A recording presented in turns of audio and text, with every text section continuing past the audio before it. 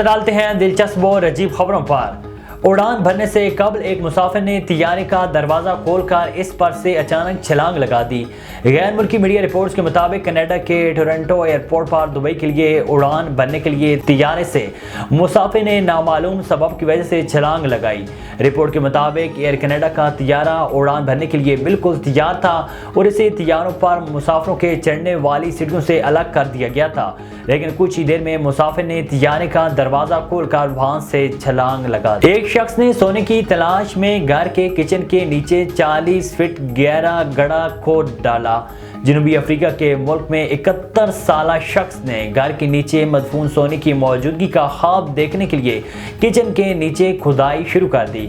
जब उसने इसका जिक्र अपने पड़ोसी से किया तो पहले तो वो हंसा, लेकिन फिर वो भी इसके साथ शामिल हो गया। ताम बदकिस्मती से डी सिल्वा की खजाना हासिल करने की ये मुहिम उस वक्त खत्म हुई जब वो 40 फीट गहरे कुएं से पानी और कीचड़ निकालने की कोशिश के दौरान गिरकर जान गंवा बैठा। भारत में एक शख्स ने 55 घंटे और 15 मिनट तक पंचिंग बैग पर मुक्के मारकर गिनीज वर्ल्ड रिकॉर्ड नाम कर लिया।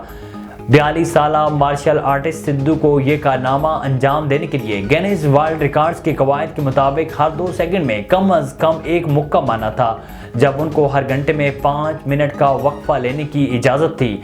गिनीज वर्ल्ड रिकॉर्ड से बात करते हुए सिद्धू का कहना था कि वो पिछले 25 वर्षों से मार्शल आर्ट्स की मशकें कर रही हैं।